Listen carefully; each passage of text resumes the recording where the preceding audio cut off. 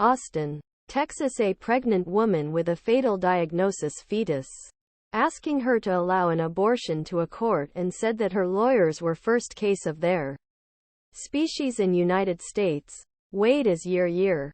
Texas is one of the 13 states that prohibit abortion in almost all stages of pregnancy. Although Texas allowed exceptions, doctors and women claimed that the state law was very restrictive in court this year and that physicians were afraid of abortion because they faced potential criminal charges.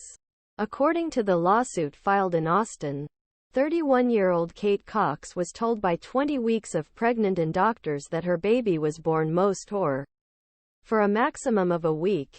Kate Cox needs abortion. And now he needs it. Or he says. The spokesman of Texas Chief Public Prosecutor who defended the ban in court did not respond immediately to a message seeking comments. Duane, Cox's lawyer and reproductive rights center lawyer, said on Tuesday that a court has not yet planned a hearing, but it could be realized later this week.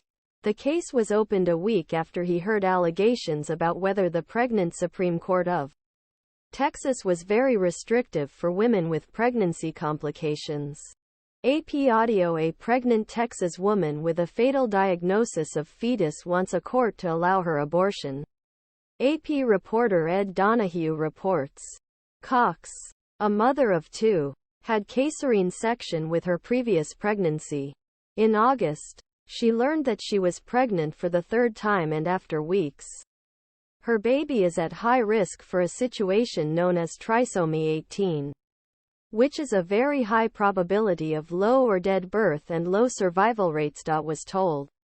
Doctors told Cox if baby's heartbeat had stopped, the labor would carry risk of uterine rupture due to previous cesarean section, and that C-section of another C-section would endanger child. I don't have say goodbye to my baby when I try do the best for my business and myself. But the state of Texas is painful, he said. In July, a few Texas women gave emotional expressions about carrying the babies they knew they would not survive, and doctors could not do an abortion despite the conditions of abortion. Then he was quickly waiting.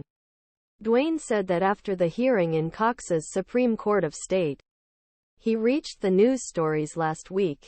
ARGÜMANLER was made on the day of an amniocentesis that confirmed previous tests about Cox's pregnancy. How many people are going through the same thing as Kate's right now, but not in a position to sue?